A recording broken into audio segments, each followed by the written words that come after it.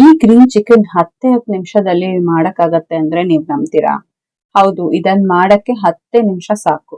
ಭಾನುವಾರ ಅಂದ್ರೆ ಚಿಕನ್ನು ಮನೇಲಿ ತಿನ್ನೋದಿಷ್ಟ, ಆದ್ರೆ ಮಾಡೋದ್ ತುಂಬಾ ಕಷ್ಟ ಅನ್ನೋರ್ಗೆ ಈ ವಿಡಿಯೋ ತುಂಬಾ ಇಷ್ಟ ಆಗತ್ತೆ. ಯಾಕೆ ಅಂದ್ರೆ ಇದನ್ ಮಾಡಕ್ಕೆ 10 ನಿಮಿಷ ಸಾಕು. ಯಾರು ಹೊಸದಾಗಿ ಈ ಚಾನೆಲ್ ಅಲ್ಲಿ ವಿಡಿಯೋ ನೋಡ್ತಾ ಇದ್ದೀರಾ, ಇನ್ನು ಸಬ್ಸ್ಕ್ರೈಬ್ ಆಗಿಲ್ಲ, ಅವ್ರು ದಯವಿಟ್ಟು ಸಬ್ಸ್ಕ್ರೈಬ್ ಮಾಡಿ. ಯಾಕಂದ್ರೆ ನಾನ್ ಈ ಚಾನೆಲ್ ನಲ್ಲಿ ಈ ತರ 10 ನಿಮಿಷದಲ್ಲಿ ರೆಡಿ ಆಗೋ ರೆಸಿಪಿಗಳನ್ನೇ ಜಾಸ್ತಿ ಮಾಡೋದು.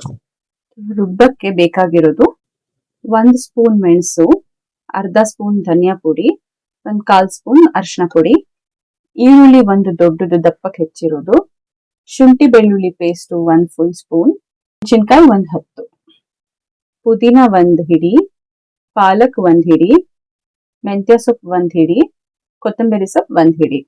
ಇದನ್ನೆಲ್ಲ ರುಬ್ಬಕ್ಕಿಂತ ಮೊದಲು ಚಿಕನ್ ನ ಫಸ್ಟ್ ಬೇಯಕ್ಕೆ ಇಟ್ಬಿಡೋಣ. ಒಂದ್ ಬಾಂಡಿ ತಗೊಂಡಿದ್ದೀನಿ, ಅದಕ್ಕೆ 4 ಚಮಚ ಎಣ್ಣೆ ಹಾಕೊಂಡಿದ್ದೀನಿ. ಇದು ಅರ್ಧ ಕೆಜಿ ವಾಶ್ ಮಾಡಿರೋ ಚಿಕನ್, ಅದಕ್ಕೆ ಹಾಕೋತಾ ಇದ್ದೀನಿ ಬಾಂಡ್ಲಿಗೆ. ಈಗ ಒಂದ್ ಸ್ವಲ್ಪ ಉಪ್ಪು ಹಾಕೊಂಡು ಅದನ್ನ ಕ್ಲೋಸ್ ಮಾಡ್ಕೊಳ್ಳೋಣ, ಅದು ಬೇಯಲಿ. ನೆಕ್ಸ್ಟ್ ರುಬ್ಕೊಳಕ್ಕೆ ರೆಡಿ ಮಾಡ್ಕೊಳ್ಳೋಣ. ಒಂದು ಮಿಕ್ಸಿ ಬಟನ್ಗೆ ಒಂದ್ ಸ್ವಲ್ಪ ಕೊತ್ತಂಬರಿ, ಪಾಲಕ್, ಪುದೀನ, ಮೆಂತ್ಯ ಇದೆಲ್ಲ ಹಾಕೊಂತ ಇದ್ದೀನಿ. ಅರಿಶಿನ ಪುಡಿ, ಧನಿಯಾ ಪುಡಿ, ಮೆಣಸು ಎಲ್ಲ ಹಾಕೊಳ್ಳಿ, ಮೆಣಸಿಕಾಯಿನು, ಶುಂಠಿ ಬೆಳ್ಳುಳ್ಳಿ ಪೇಸ್ಟ್ ನ ಹಾಕೊಂಡು ನುಣ್ಣಗೆ ರುಬ್ಕೊಳ್ಳೋಣ. ನಿಮ್ಗೆ ತುಂಬಾ ಗ್ರೇವಿ ತರ ಬೇಕು ಅಂದ್ರೆ ಒಂದ್ ಸ್ವಲ್ಪ ನೀರ್ ಜಾಸ್ತಿ ಹಾಕೊಳ್ಳಿ, ಇಲ್ಲ ಡ್ರೈ ತರ ಬೇಕು ಅಂದ್ರೆ ಸ್ವಲ್ಪ ನೀರ್ ಕಮ್ಮಿನೇ ಹಾಕೊಳ್ಳಿ. ಚೆನ್ನಾಗಿ ಗ್ರೈಂಡ್ ಮಾಡ್ಬೇಕು. ಇದು ಗ್ರೀನ್ ಮಸಾಲೆ ರೆಡಿ ಆಯ್ತು. ಕಲರ್ ಎಷ್ಟು ಚೆನ್ನಾಗಿ ಗ್ರೀನ್ ಆಗಿ ಬಂದಿದೆ.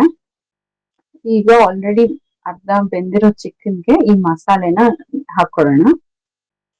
ಮಸಾಲೆ ಎಲ್ಲ ನೀಟಾಗಿ ಹಾಕೊಂಡ್ಮೇಲೆ ಮಿಕ್ಸ್ ಮಾಡಿ. ಚಿಕನ್ ಆಲ್ಮೋಸ್ಟ್ ಬೆಂದಿರುತ್ತೆ. ಇವಾಗ ಮಸಾಲೆ ಹಾಕಿದ್ಮೇಲೆ ಆ ಮಸಾಲೆ ಎಲ್ಲ ಹಿಡ್ಕೊಳ್ಳುತ್ತೆ ಚಿಕನ್ಗೆ. ಚೆನ್ನಾಗಿ ಮಿಕ್ಸ್ ಮಾಡ್ಕೊಳ್ಳಿ. ನೋಡಿ, ಈ ತರ ಚೆನ್ನಾಗಿ ಮಿಕ್ಸ್ ಮಾಡ್ಕೋಬೇಕು, ಎಲ್ಲಾ ಪೀಸ್ಗೂ ಮಸಾಲೆ ಹಿಡೀಲಿ ಅಂತ.